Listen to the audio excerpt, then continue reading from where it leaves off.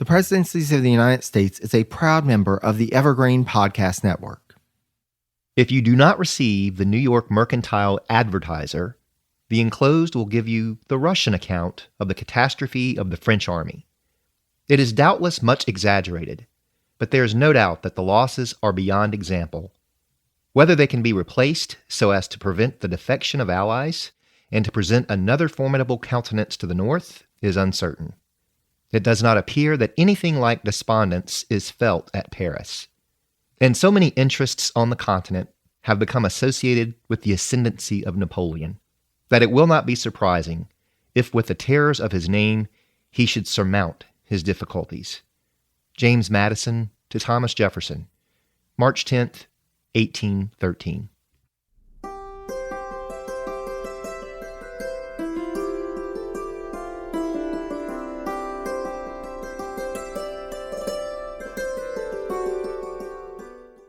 While reeling from their own difficulties in the first half year of war against Britain, the Madison administration was receiving reports from their diplomats in Europe and in newspaper accounts of the troubles of French Emperor Napoleon in Europe. Beyond just intellectual curiosity about foreign affairs, the president and his cabinet knew that, just as the path to war for the U.S. had been intertwined with the conflict between Britain and France, what happened in Europe in 1813 could potentially work to America's benefit or detriment in the war effort in North America. Before we get caught up with Napoleon and his Grande Armée, however, let me take the opportunity to welcome you to the Presidencies of the United States.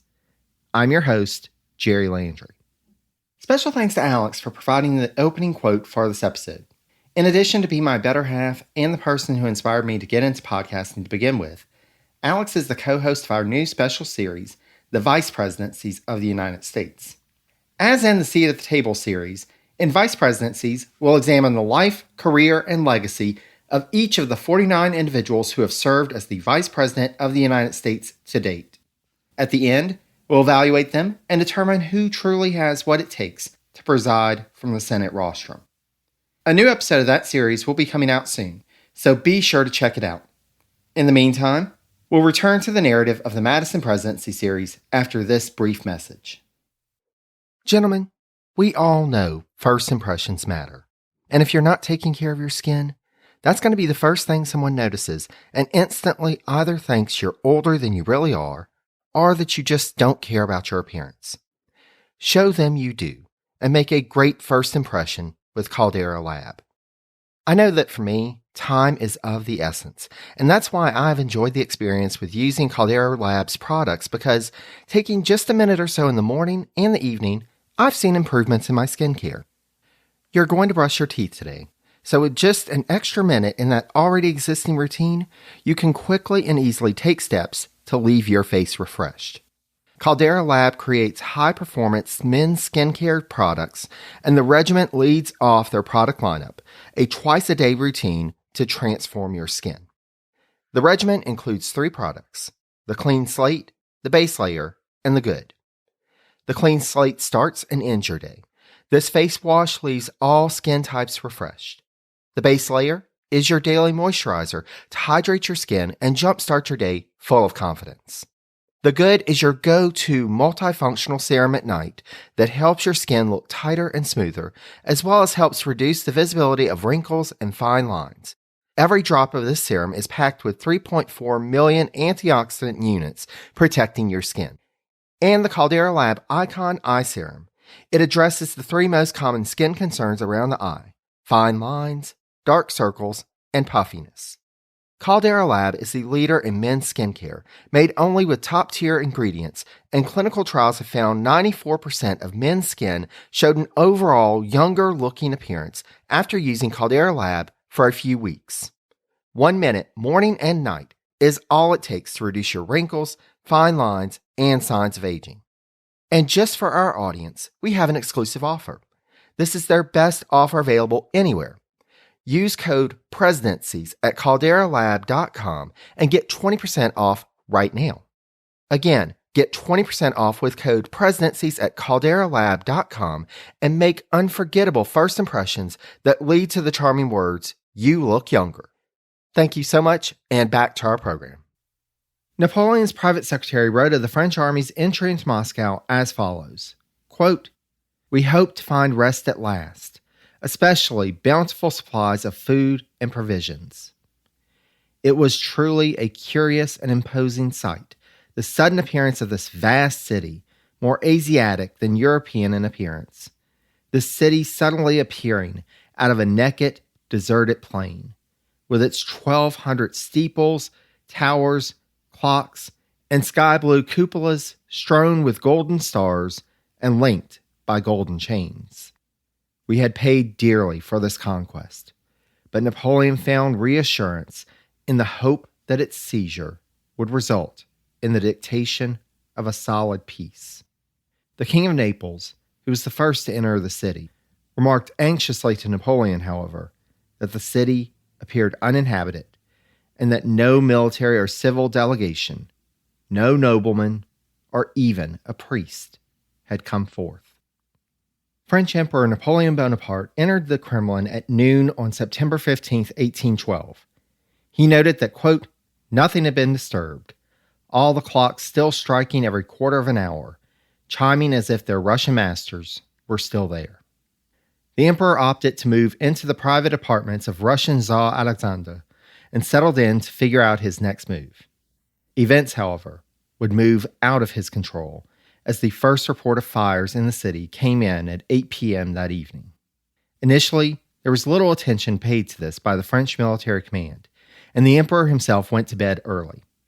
By 10:30, however, it was clear that the situation was more serious than initially thought, and at 12:30, Napoleon was roused from his slumber to find that multiple fires had been deliberately set around the city. French troops managed to keep the arsonists from setting fire to the bridge south of the Kremlin, but it was a losing battle. As one of Napoleon's advisors described the situation, quote, "We were literally breathing the fire, and our lungs were inhaling pure smoke." By 4:30 p.m. on the 16th, Napoleon issued new orders. All French troops were to evacuate ASAP to Petrovsky Palace on the road to St. Petersburg. Moscow was abandoned. Napoleon had a decision to make. His intention had been to wait for the Russians to come to the negotiating table, but seeing that they were willing to destroy one of their principal cities in order to keep the resources in it from resupplying a struggling Grande Armée, forcing the Tsar and his government into a treaty seemed to be a dim prospect. The French emperor began to wonder whether it was time to cut his losses and head back west. However, reports came in from interrogations of Russian prisoners, quote, that the Russian army was in total disarray and in poor morale. Thus, Napoleon dug in his heels and stayed, convinced that he could still force his will on the Russians. He ordered his troops back to Moscow and made orders to prepare winter quarters in the captured city. Unbeknownst to him, in St. Petersburg, Tsar Alexander was fending off calls to surrender. He too stood his ground and proclaimed, quote, "It is Napoleon or I or he." He would not negotiate anytime soon. Despite the concerns of some of his advisors, the Tsar did have to his advantage that many Russian leaders and nobles were outraged not just by the taking of a city that was seen as an ancient, sacred capital for the nation, but also because it, quote, was accompanied by sacrilegious acts. The Grande Armée housed its horses in the churches, and by violence against the civilian population. In late September, one Russian noble summed up the French emperor's situation as follows, quote, "I believe that this success, i.e. the capture of Moscow, far from being favorable to him, has put him in difficulties of which he was previously unaware.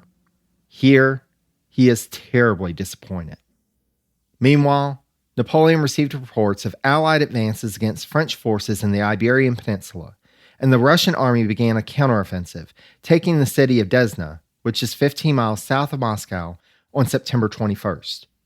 Prospects for success were dwindling once more, so Napoleon decided to roll the dice and sent a letter to Tsar Alexander on the 20th asserting that, quote, "I waged war on your majesty without personal animosity. The fine, beautiful city of Moscow no longer exists, because Russian Count Rostopchin had it burned. A letter of capitulation from you before or after the battle at Borodino could have stopped my march. If your majesty still holds some of his former attachments toward me, he will take this letter to heart." The Russian Tsar did not respond, and with each passing day, Napoleon isolated himself further and further from those he had led eastward into the heart of Russia. His advisors began to issue dire warnings of disaster to Napoleon if they remained in Moscow. Though the French emperor continued to protest, his biographer Alan Shome asserts that Napoleon started to make preparations to depart on October 3rd. By October 19th, Napoleon was at the head of his troops marching, quote, "through the gates of the Kremlin and Moscow for the last time, to head on a southern route back west." At this point, what had started as a military force of nearly 450,000 was down to a, quote, effective force of 102,260. Let's pause here for a moment and turn back to Paris to catch up with the chief American diplomat there.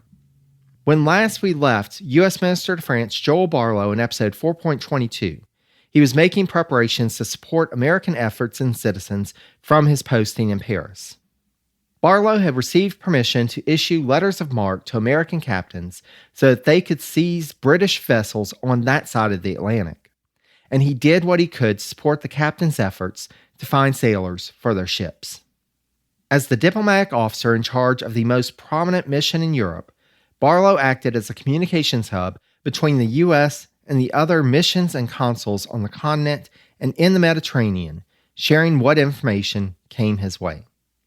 However, with Emperor Napoleon invading Russia and his foreign minister, the Duke de Bassano, stationed in Vilna, Lithuania, there was not much for Barlow to do in terms of diplomatic work during the summer of 1812. This, however, changed when a ciphered letter from President Madison arrived on August 11th. As discussed in previous episodes, though the American government had imposed non-intercourse against Britain due to French assurances that they would revoke decrees that hindered American trade, the French continued to prey on American merchant ships.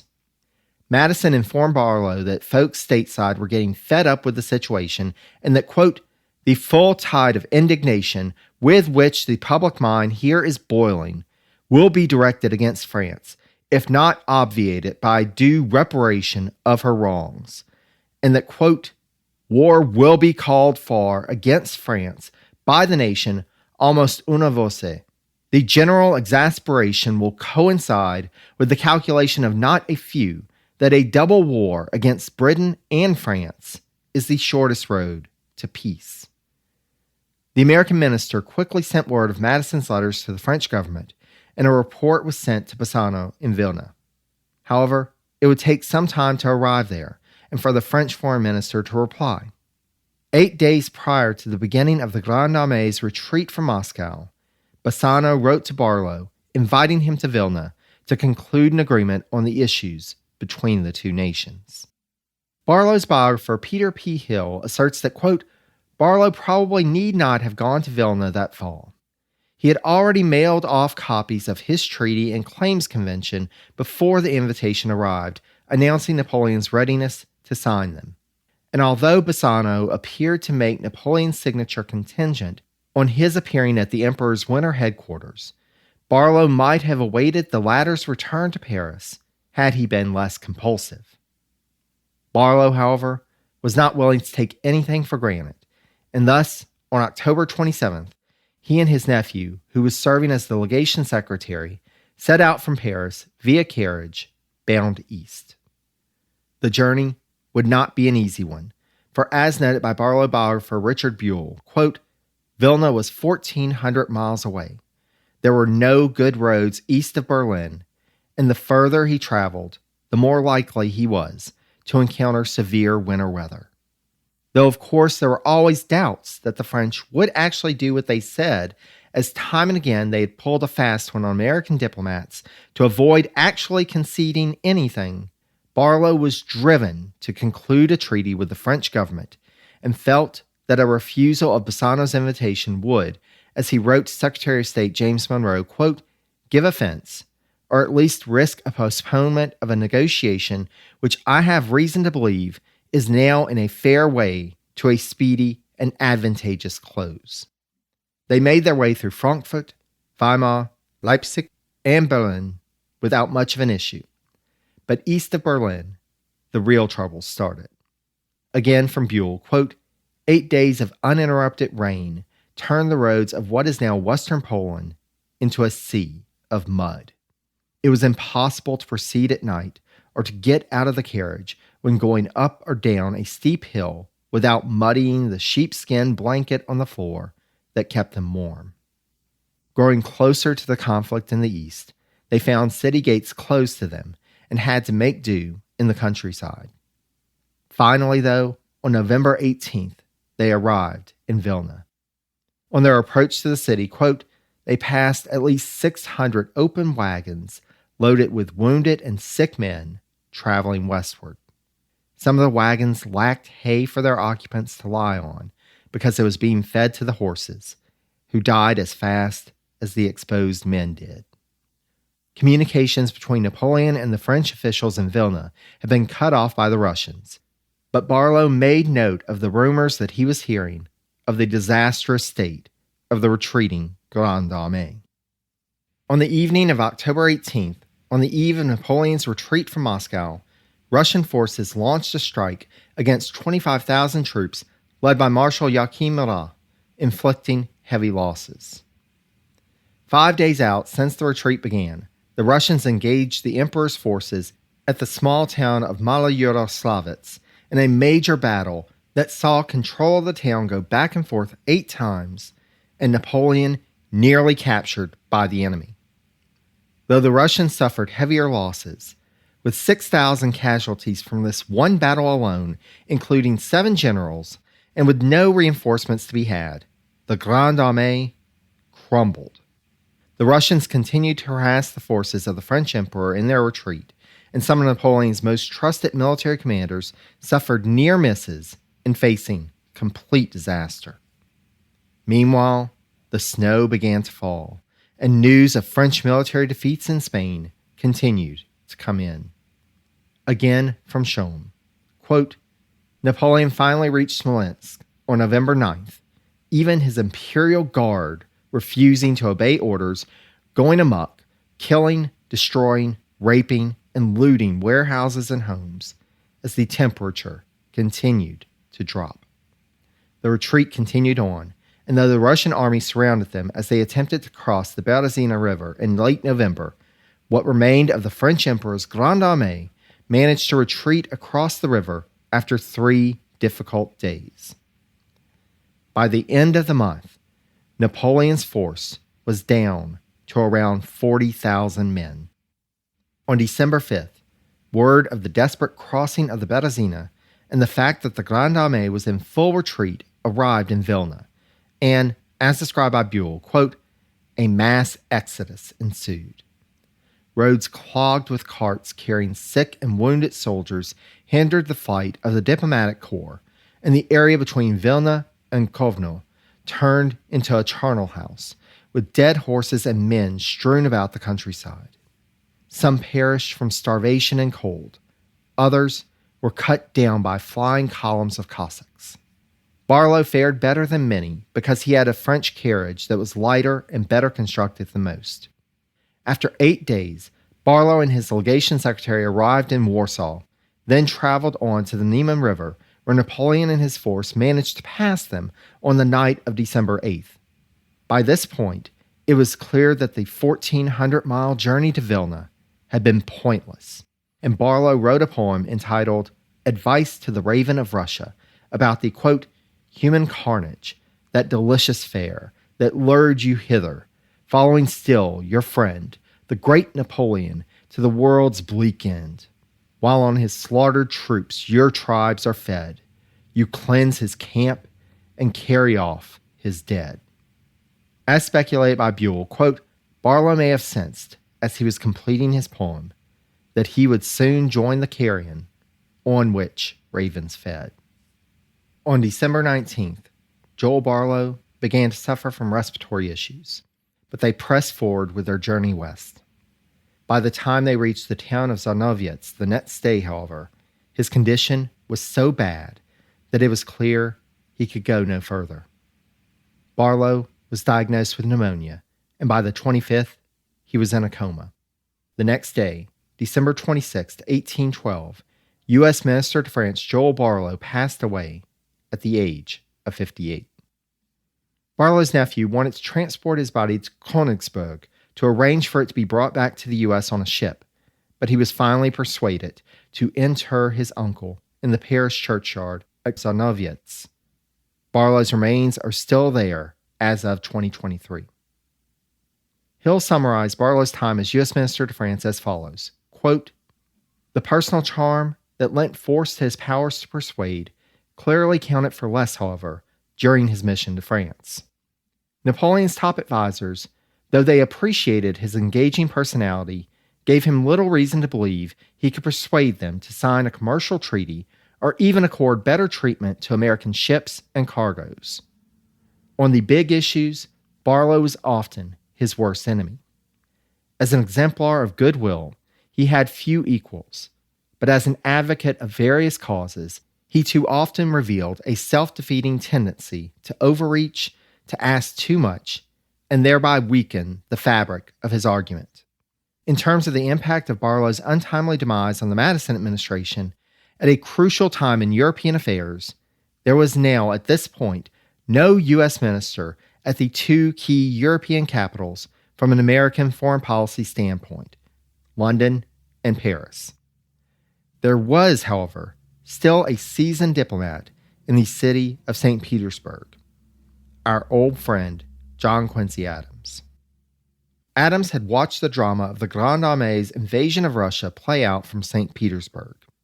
As early as August 16th, the U.S. Minister to Russia wrote to his father, former President Adams, that, quote, "The Fabian system of warfare, which succeeded in our Revolutionary War, and which has recently been successful against the generals of Napoleon in Portugal, is now systematically tried against himself.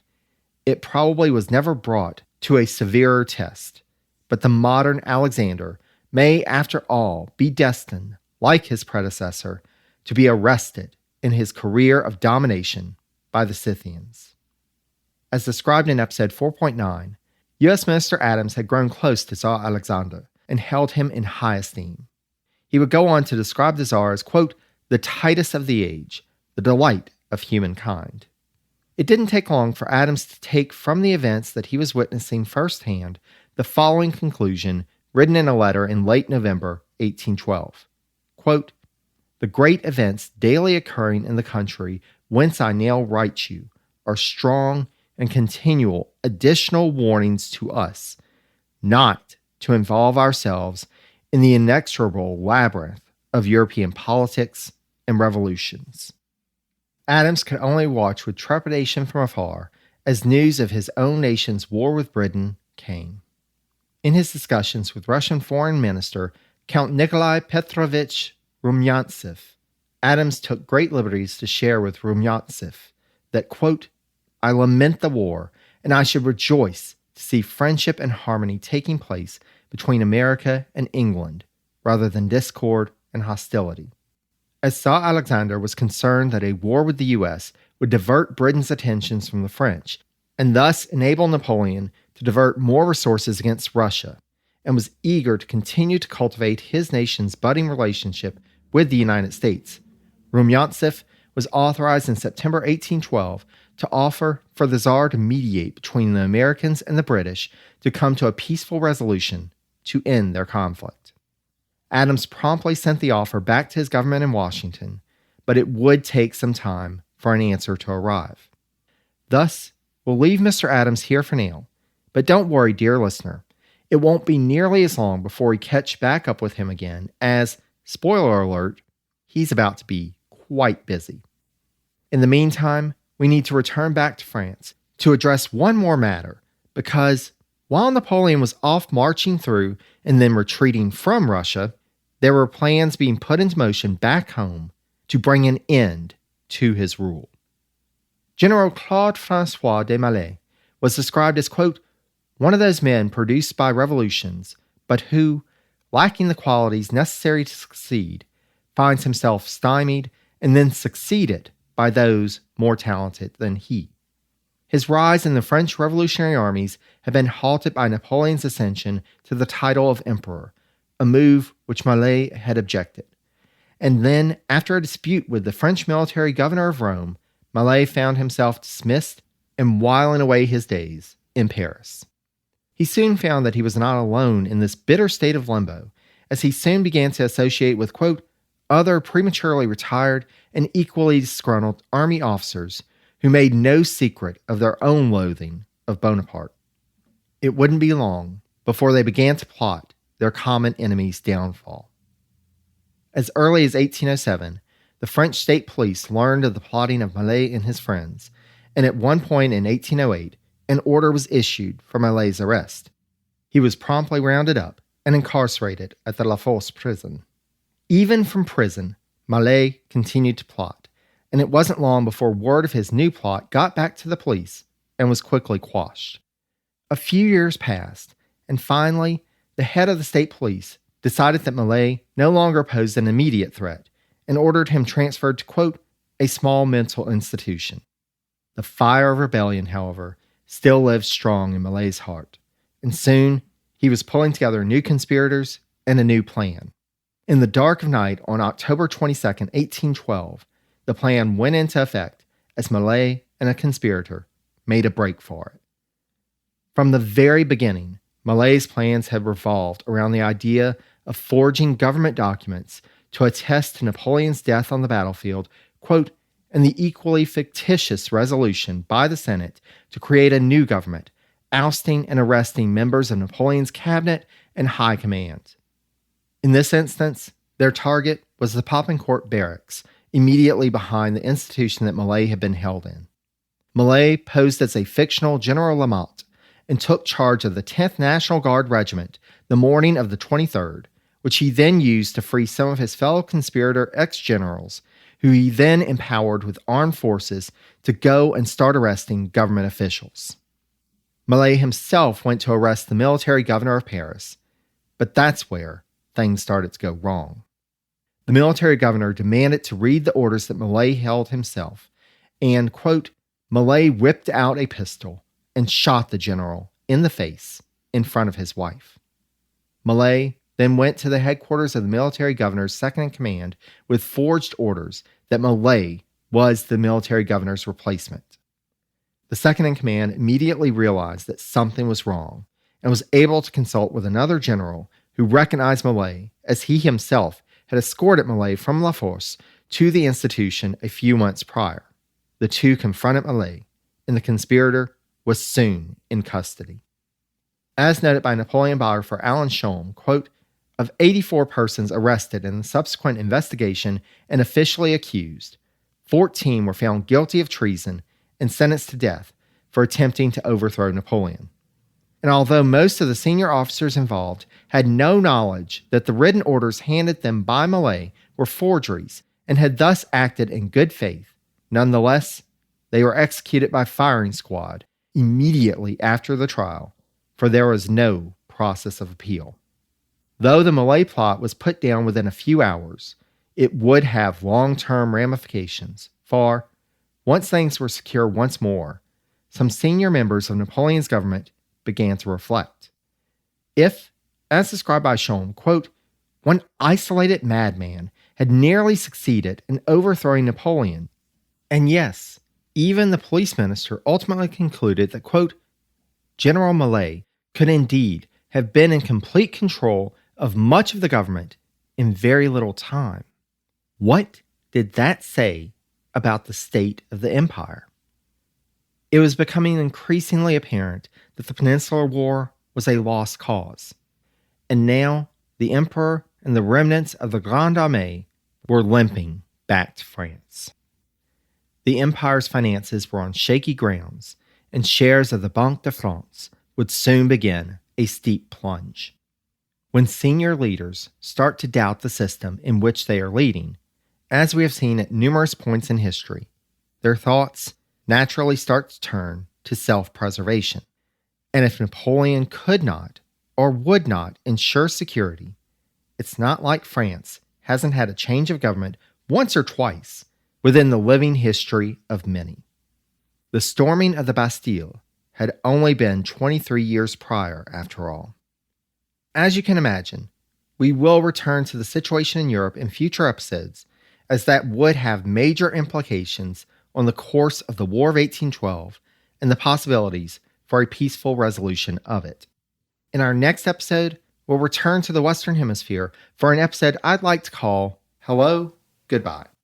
Until then, I'd like to take the opportunity to thank Alex again for providing the opening quote for this episode.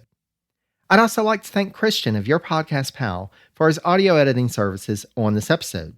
Enlisting his services allows me to focus more on the other aspects of podcasting while at the same time ensuring that you're provided with a quality auditory experience. If you'd like to work with Christian on providing his editing expertise for your podcast, check out his website at yourpodcastpal, that's all one word.com. Special thanks also to the folks at the Colonial Music Institute at George Washington's Mount Vernon, who graciously allowed us the use of clips from Hull's Victory as performed by David and Ginger Hildebrand for our intro and outro music. You can find out more about the great work that the Colonial Music Institute is doing to research and share information about early American music and dance by going to mountvernon.org and typing in Colonial Music Institute in the search field.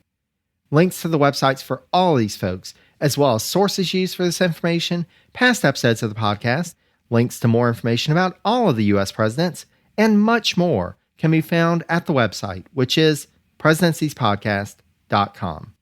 There, you can also find information about how you can help to support the podcast, including, but not limited to, becoming a patron of the podcast. Our patrons help to offset the cost of producing the podcast, so I cannot thank them enough. Just go to patreon.com/presidencies and sign up. If you'd like to reach out to me, please feel free to send me an email at presidenciespodcast@gmail.com. I'm also available on social media. I'm on Mastodon, Post, and Facebook as Presidencies, on Twitter at Presidencies89, and on Instagram and Threads at Presidencies Podcast, all one word. Last, but certainly not least, I'd like to thank you for listening. Until next time, stay safe and healthy, be kind to one another, and take care, dear friends.